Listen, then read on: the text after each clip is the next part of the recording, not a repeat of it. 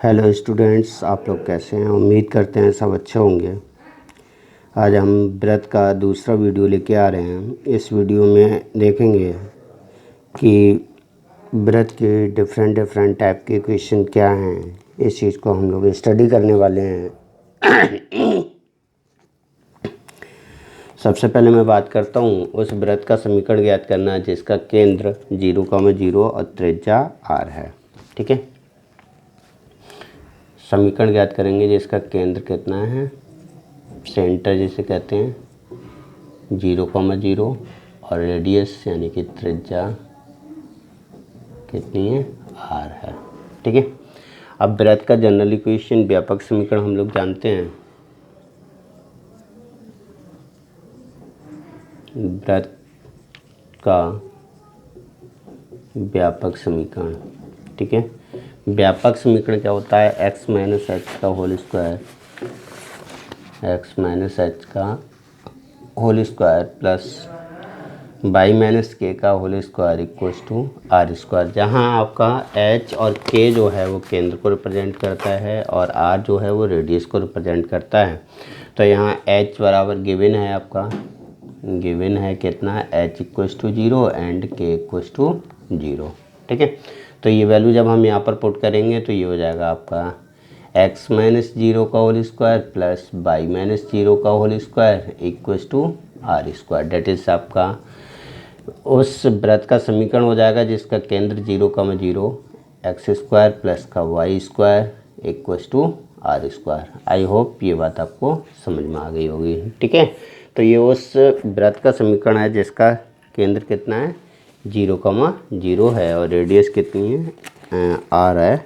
इसके लिए हम लोग ऐसे समझ सकते हैं। क्लियर है? ठीक है, अगला देखते हैं।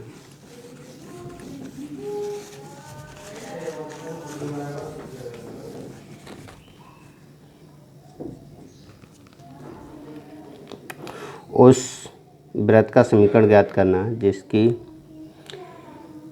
त्रिज्या r हो और आपका रेडियस जो हो, सॉरी त्रिज्या जो है r है और x अक्ष को क्या कर रहा हो, स्पर्श कर रहा है। ठीक है, x अक्ष को स्पर्श करने वाले ब्रत का समीकरण, x अक्ष को स्पर्श करने वाले ब्रत का समीकरण। समझ लेते हैं x अक्ष को स्पर्श करने वाले ब्रत का समीकरण। ठीक है, जिसका सेंटर है h, k है। ठीक है, जिसका केंद्र कितना है, केंद्र है h, k और रेडियस कितनी है, त्रिज्या r है। त्रिज्या कितनी है, r है। ठीक है, तो समझ लेते हैं इस बात को।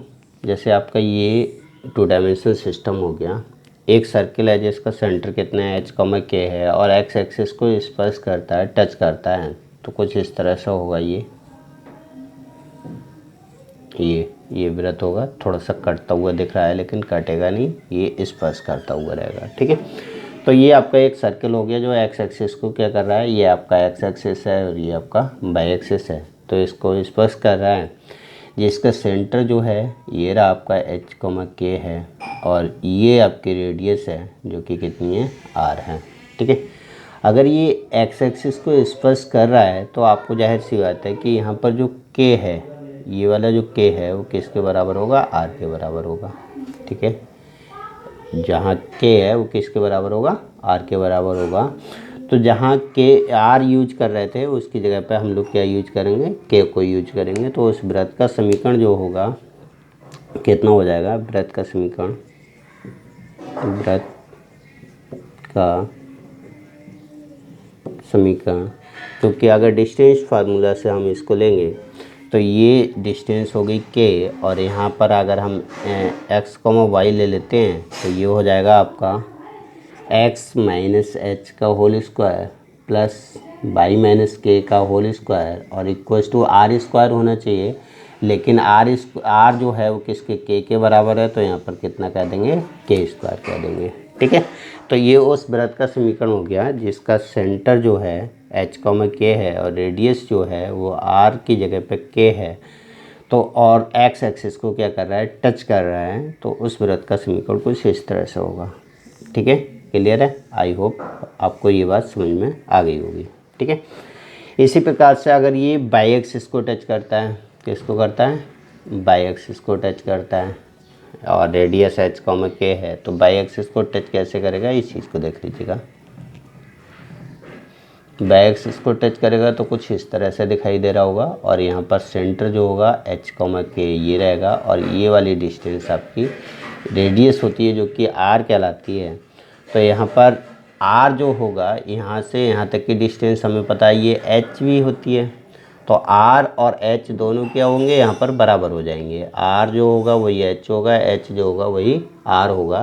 तो इस कंडीशन में जो वृत्त का समीकरण हो जाएगा वो x माइनस एच का whole square by minus k का होल स्क्वायर, यहाँ पर के स्क्वायर की जगह पे कितना आ जाएगा, एच स्क्वायर हो जाएगा। यानी कि रेडियस की जगह पे जो डिस्टेंस हमारी h की डिस्टेंस होगी वही डिस्टेंस यहाँ पर आ जाएगी। ठीक है, तो आई होप ये बात आपको समझ में आ गई होगी।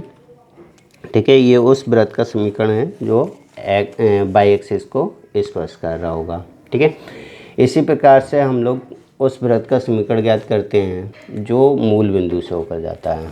ठीक है,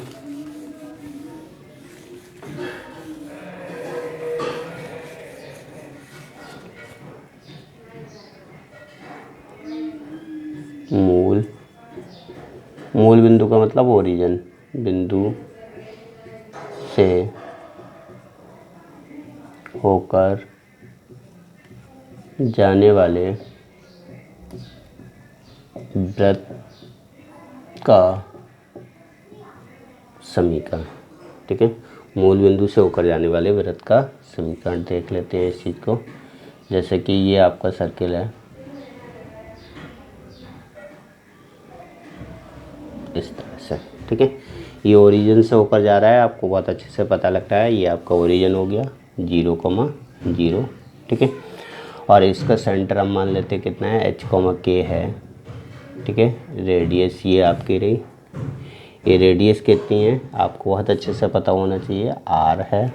ठीक है, तो सेंटर h, k है, रेडियस r है, तो इस वृत्त का समीकरण जो जनरल व्यापक समीकरण जो होगा,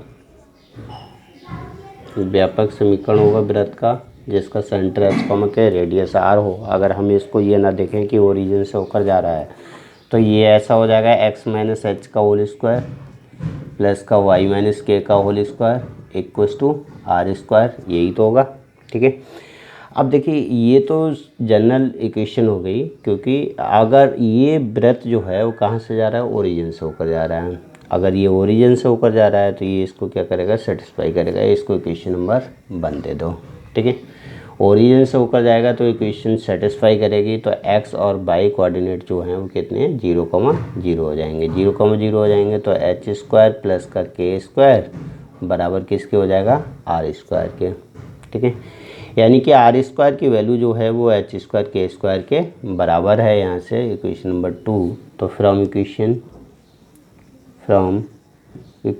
1 एंड 2 से अगर हम देखें तो x माइनस एच का होल स्क्वायर, यानी कि जो r स्क्वायर की वैल्यू है वो h square plus k square के बराबर है जब ओरिजिन से होकर जा रहा होगा तब। ठीक है, तो हम इसको एक नया रूप ये दे सकते हैं, x माइनस एच का whole square plus y minus k का whole square equals to h square plus का k स्क्वायर। ठीक है, तो ये उस सर्किल का इक्वेशन हो गया जो ओरिजिन से होकर जा रहा होगा। ठीक है, पासिंग थ्रू ओरिजिन। ठीक है, आई होप ये बात आपको समझ में आ गई होगी कि अगर हमें वृत्त का समीकरण निकालने हो तो इस तरह से हम लोग निकाल सकते हैं। ठीक है, क्लियर है। एक और देख लेते हैं, उस वृत्त का समीकरण ज्ञात करना जिसके डायमीटर के कोऑर्डिनेट हमें गिवन हो। व्यास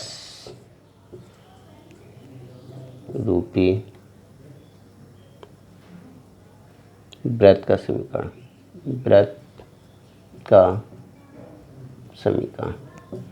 व्यास रूपी मैंने कह दिया इसे। एक्चुअल में क्या है कि ये उस वृत्त का समीकरण ज्ञात कर रहा है जो कि डायमीटर के कोऑर्डिनेट गिवन हो। जैसे कि आपका ये सर्किल है, ठीक है, ये आपका डायमीटर हो गया, इसके कोऑर्डिनेट गिवन हो। जैसे हमें मान लिया कि ये है आपके कोऑर्डिनेट एक्स, इसके कोऑर्डिनेट कुछ भी हों, एक है एक्स कोमा वाई, ठीक है, और दूसरे क्या है आपका x1 y1, ठीक है। इस तरह से अगर आपको गिवन है, या फिर सपोज मान लिया कि यहाँ पर x1 y1 लो, यहाँ पर x1 y1 है और यहाँ पर x2 y2, ये कोऑर्डिनेट अगर हमें गिवन है तो इसका जो सर्किल का इक्वेशन जो होगा वो क्या होगा, इस चीज़ को हम लोग देखते हैं इस इक्वेशन में, ठीक है। तो इस सर्किल का इक्वेशन आप लोग सीधा सीधा याद रखेंगे, x माइनस x1 का और x minus x2 plus y minus y1 और y माइनस y2, ठीक है, इक्वल्स टू 0, ठीक है। तो ये उस सर्किल का इक्वेशन हो जाएगा जिसमें डायमीटर के कोऑर्डिनेट अगर आपको गिवन है तो उस सर्किल का इक्वेशन जो है वो हम इस तरह से अप्लाई करेंगे। क्लियर है? आई होप ये ब्रेथ के डिफरेंट टाइप के क्वेश्चंस जो हैं ये आपको अच्छे से समझ में आ गए होंगे। एक बार रिवाइज करिएगा इसको, उसके बाद में हम नेक्स्ट वीडियो में इसके कुछ क्वेश्चंस को लेके आएंगे और उसको देखेंगे कैसे सॉल्व करते हैं, किस तरह से क्वेश्चन एग्जाम में आते हैं, इस चीज़ को देखेंगे। Thank you for watching this video.